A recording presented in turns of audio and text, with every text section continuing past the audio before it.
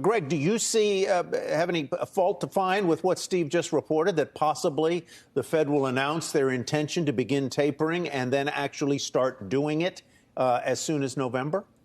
I think Steve's right on. I mean, that does seem to be where the commentary and the reporting is coalescing right now.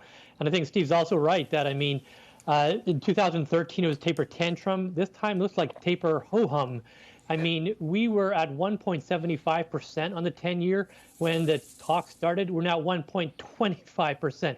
Yields are going down, not up. So it's hard to imagine that this dialing back of quantitative easing is going to produce any kind of backup in yields that's significant enough to affect economic growth. I think the key, Tyler, to keep in mind here is why they're doing this.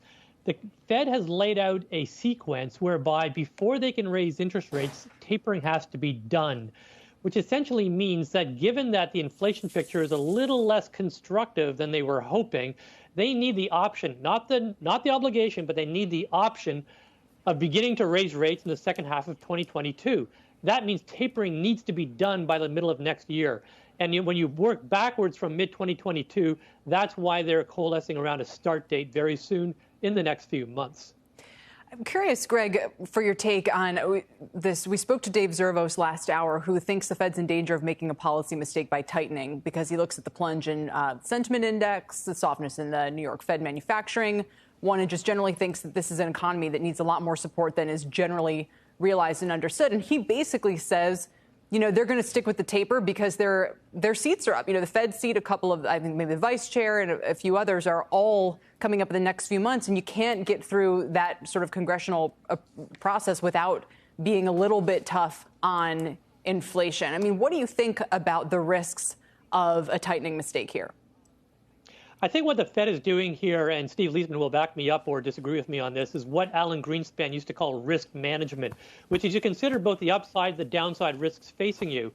I don't think anybody disagrees that the upside risks to inflation are much higher today than they were 6 or 7 months ago. We knew there were going to be price pressures as the economy reopened. Nobody thought they'd be as pronounced as they are. So what the Fed is doing here is probably the least they can do to lay the table for a necessary response, if it's required, to this bad news on inflation. Conversely, I really don't think that you're seeing much negative downside to the financial markets or the economy as a result of that.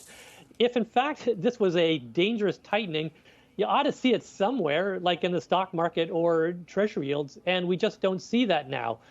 Could it be at the margin negative? Yeah, but that's kind of the nature of the game, right, is that you accept a little bit of risk on that side to basically limit far greater risks on the inflation side. The stock market today, Steve, as you can see, is essentially flat, 1/100th of a point lower on the Dow, for instance. I know you guys both pretty well, and I know you don't come out with this kind of stuff out of thin air. I assume, Steve, that the messaging from the Fed has literally begun.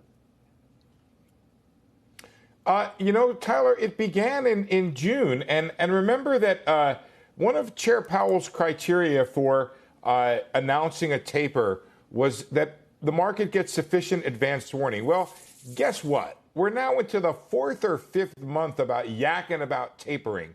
And if you're not up on the fact as a market participant that the taper is going to happen, you ain't been paying attention. No. And there is no... There is no excuse for not knowing. Just one thing that Greg said I want to talk about, or even what David Zervos was telling you. Kelly, I was doing the math. If the taper starts in October, okay, and the Fed does $15 billion a month, that means that between now and May of next year, the Fed will have added to its balance sheet by $660 billion. Wow. That's some breakneck... a white knuckle tightening going on. I don't really think it's much of anything. It is the easiest possible exit you could possibly imagine from the accommodation. Do you say added to its balance sheet, Steve, by $660 billion? Added, right. Remember, tapering is a reduction in the amount you are adding. So you do 120, 105, 95, you add all that up. I just did it. Maybe my spreadsheet is wrong because I can't believe the answer that I got. But it's $660 billion additional dollars it would add to its balance sheet between now and when it's removing accommodation. Shepard Smith here. Thanks for watching CNBC. on YouTube.